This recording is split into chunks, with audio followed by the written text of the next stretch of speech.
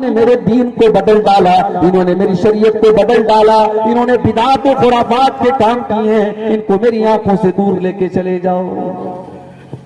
تو بدعت کرنے والا اور دین کے اندر نیا نیا کام نکالنے والا اگر یہ کہتا ہے کہ ہم نبی کا دامن پکڑ لیں گے اور سرکار کا دامن پکڑ لیں گے، تو وہ یا کان کھول کر کے سن لے وہ کہ قیامت کے دن اس کو نبی کا دامن نصیب نہیں ہوگا۔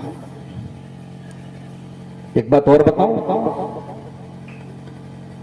مشرک کے لیے قیامت کے دن اللہ کے نبی شفاعت بھی نہیں کریں گے۔ اللہ کے نبی شفاعت کریں گے اپنی امت کے لیے، مگر آپ کی امت میں بھی اگر کوئی مشرک ہوگا، کوئی شرک کرنے والا ہوگا، کوئی اللہ کے علاوہ کسی اور کے آگے ہاتھ پھیلانے والا اور کسی اور کے آگے سر جھکانے والا ہوگا، اللہ کے نبی اس کے لیے شفاعت نہیں کریں گے۔ آپ پوچھیں گے اس کی دلیل کیا ہے؟ آئیے دلیل آپ کو دے دیتا ہوں، بخاری کی روایت ہے، مسلم کی روایت ہے۔ اللہ کے نبی کے صحابی حضرت ابو ہریرہ رضی اللہ تعالیٰ عنہ اللہ کے نبی کے پاس آتے ہیں اور ایک بڑا ہی امپورٹنٹ سوال کرتے ہیں، بڑا ہی اہم سوال کرتے ہیں۔ کیا سوال کرتے ہیں؟ اے اللہ کے نبی، اے اللہ کے نبی، وہ کون خوش نصیب انسان ہے جس کی شفاعت، جس کو آپ کی شفاعت ملے گی قیامت کے دن؟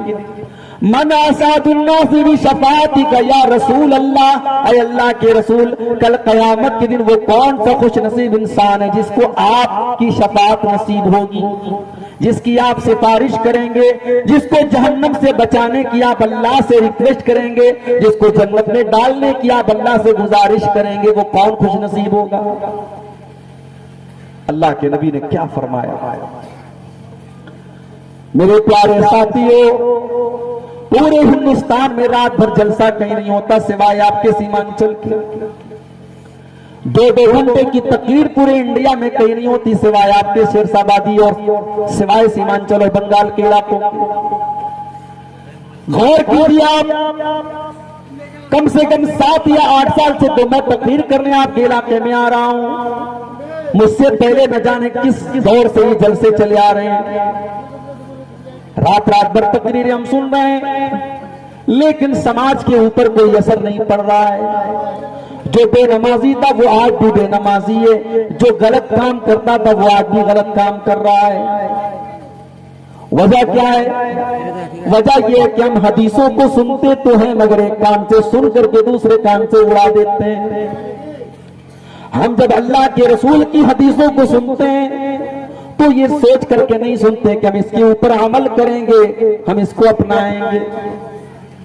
حضرت ابو ہریرہ کو دیکھو، جب ابو ہریرہ یہ سوال کرتے ہیں کہ اللہ کے نبی وہ کون سا خوش نصیب ہوگا جس کو آپ کی شفاعت ملے گی، تو اللہ کے نبی کیا فرماتے ہیں؟ لقد ظننت یا ابا ہریرہ لا يسألنی عن هذا الحدیث اول منک، اے ابو ہریرہ مجھے پتا تھا کہ سب سے پہلے یہ سوال مجھ سے کوئی کرے گا تو تم ہی کرو گے، لما رأیت من حرصک علی الحدیث۔ رکھ دیجئے، لے لیں گے، اس لیے کہ ابو ہریرہ مجھے پتا ہے کہ تم حدیث کو حاصل کرنے کے لیے بے چین رہتے ہو، تمہارے اندر حدیث کو سیکھنے کی تڑپ ہے، تمہارے اندر حدیث کو جاننے کی تڑپ ہے۔ میرے پیارے بھائیو، حدیث کی طرف اپنے دل میں پیدا کر لو، اللہ کے رسول کی باتوں کو سیکھنے کی طرف اپنے اندر پیدا کر لو، ابو ہریرہ کے نقش قدم پہ چلا کرو، حدیث کو جاننے کی کوشش کیا کرو، حدیث کو سیکھنے کی کوشش کیا کرو، حدیث پر عمل کرنے کی کوشش کیا کرو۔ رات بھر تقریر سننا کمال نہیں ہے، تقریر سے آپ نے کتنا عمل کیا یہ زیادہ اہم بات ہے، اور یہ کمال ہے۔ اللہ کے نبی نے فرمایا کہ ابو ہریرہ قیامت کے دن وہ خوش نصیب انسان جس کو میری شفاعت ملے گی، من قال لا الہ الا اللہ خالصا من قبل نفسه، جو دل سے لا الہ الا اللہ کہے گا، جو توحید کے اوپر رہے گا، جو شرک سے اپنے آپ کو بچائے گا، جس نے دنیا میں شرک نہیں کیا ہوگا، جو توحید پر دنیا سے مرا ہوگا، اس کو میری شفاعت نصیب ہوگی۔ تو نبی کا دامن نہ تو کسی بدعتی کو ملے گا، نہ کسی مشرک کو ملے گا، نہ شرک کرنے والے کو نبی کا دامن نصیب ہوگا، نہ بدعت کرنے والے کو نبی کا دامن نصیب ہوگا۔ تو اللہ کے یہاں نیکی کے قبول ہونے کی یہ پہلی کنڈیشن ہے میرے پیارے ساتھیوں کہ اس عمل کے اوپر اللہ اور اس کے رسول کی مہر ہو۔ دوسری کنڈیشن کیا ہے؟ دوسری کنڈیشن یہ وَلَا يُشْرِكْ بِعِبَادَةِ رَبِّهِ أَحَدًا۔ اللہ تعالیٰ کے یہاں ہمارا عمل تبھی قبول ہوگا جب ہم نے اس عمل کے اندر کسی کو شریک نہیں کیا ہوگا، اس عمل کو ہم نے صرف اور صرف اللہ کے لیے کیا ہوگا، ہمارا وہ عمل پیور ہوگا، شدھ ہوگا، خالص ہوگا، اس عمل کے اندر کوئی ملاوٹ نہیں ہوگی، ہم نے وہ عمل صرف اور صرف اللہ کے لیے کیا ہوگا، تب وہ عمل ہمارا اللہ کی بارگاہ میں قبول ہوگا، ورنہ ہمارا عمل اللہ کے قبول نہیں ہوگا۔ میرے پیارے ساتھیوں، اب ذرا اپنے دل پر ہاتھ رکھ کر کے بتاؤ کہ آپ نے نماز آپ جو پڑھتے ہیں، آپ نے مدرسے میں چندہ دیا، آپ نے زکوٰۃ دیا، آپ نے حج کیا، آپ نے عمرہ کیا، آپ نے کوئی بھی نیکی کا کام کیا، ذرا اپنے دل پر ہاتھ رکھ کر کے سوچو اور بتاؤ کہ آپ نے وہ عمل کس کے لیے کیا؟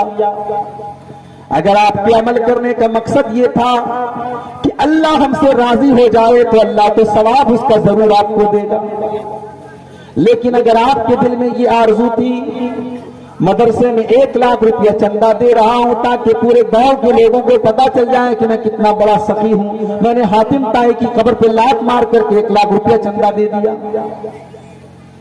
اگر آپ حج کر کے اس لیے آتے ہیں کہ تاکہ پورا گاؤں آپ کو حاجی صاحب کہہ کر کے آپ کو سلامی دے، اگر آپ نماز اس لیے پڑھتے ہیں تاکہ آپ کو لوگ نمازی قرار دیں، تو یاد رکھو میرے پیارے ساتھیوں، آپ کی وہ نماز آپ کے منہ پر مار دی جائے گی، آپ کا حج آپ کے منہ پر مار دیا جائے گا، آپ کی زکوٰۃ اور آپ کا صدقہ آپ کے لیے برباد ہو جائے گا۔ ریاکاری اور دکھاوا یہ ہماری نیکیوں کے لیے میرے پیارے ساتھیوں زہر ہے، زہر جو ہماری نیکیوں کو ختم کر دیتا ہے۔ اسی لیے اللہ نے قرآن کے 3 پارے میں فرمایا یا ایھا الذین آمنوا لا تبطلوا صدقاتکم بالمن والعذا۔ اے ایمان والو، جب تم اللہ کی راہ میں صدقہ اور خیرات دیا کرو، جب تم دان دیا کرو، جب تم چندہ دیا کرو، تو اس پر احسان نہ جتایا کرو اور کسی کو تکلیف نہ دیا کرو۔ اگر ایسا کرو گے تو تمہارا صدقہ برباد ہو جائے گا۔ کالذی ينفق مالہ رئاء الناس۔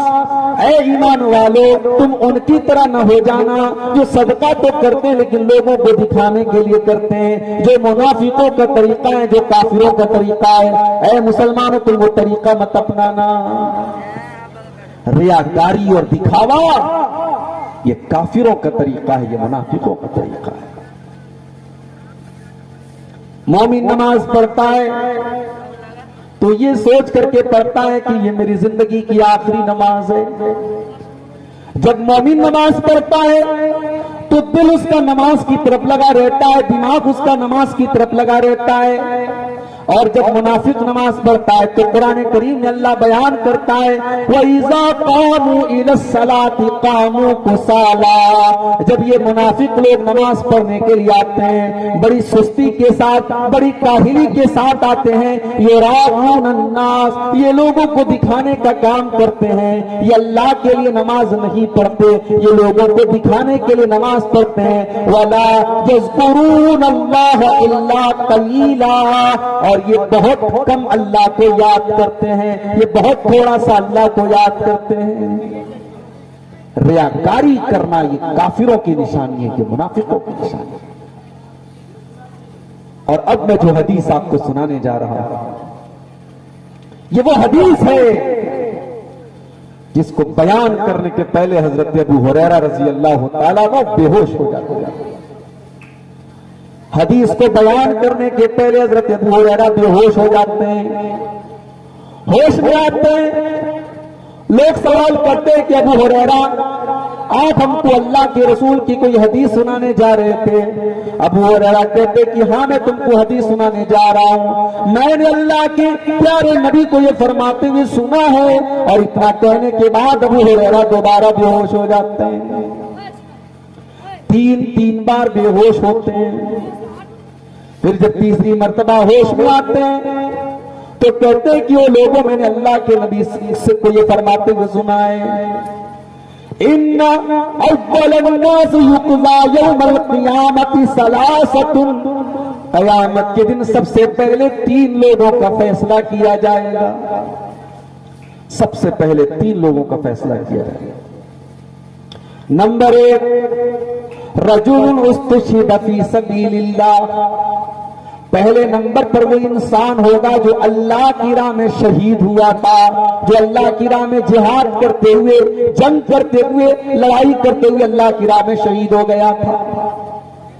اس کو اللہ کے سامنے لایا جائے گا، اللہ پوچھے گا میرے بندے میں نے تجھ کو طاقتور بنایا تھا، تجھے لڑنے کے لائق بنایا تھا، تیرے جسم کو مضبوط بنایا تھا، تو نے کیا کیا؟ بندہ کہے گا قاتلت فیک حتی استشہدت، اے اللہ میں تیرے راستے میں لڑتا رہا، میں قتال کرتا رہا، میں جنگ کرتا رہا، تیرے دشمنوں کو مارتا رہا، حتی استشہدت، یہاں تک کہ میں شہید ہو گیا۔ اللہ فرمائے گا تو جھوٹ بول رہا ہے، تو اس لیے نہیں لڑ رہا تھا کہ مجھے راضی کرنے والا تھا، اللہ کو راضی کرنے والا تھا، تو اس لیے لڑ رہا تھا تاکہ دنیا والے کہیں کہ تو بہت بڑا ویر تھا، بہت بہادر تھا، تیری ویرتا کے، تیرے بہادری کے، تیری شجاعت کے چرچے ہو، اس لیے تو لڑتا تھا اور جنگ کرتا تھا، تو تجھے جو چاہیے تھا وہ تو تجھے مل گیا، اور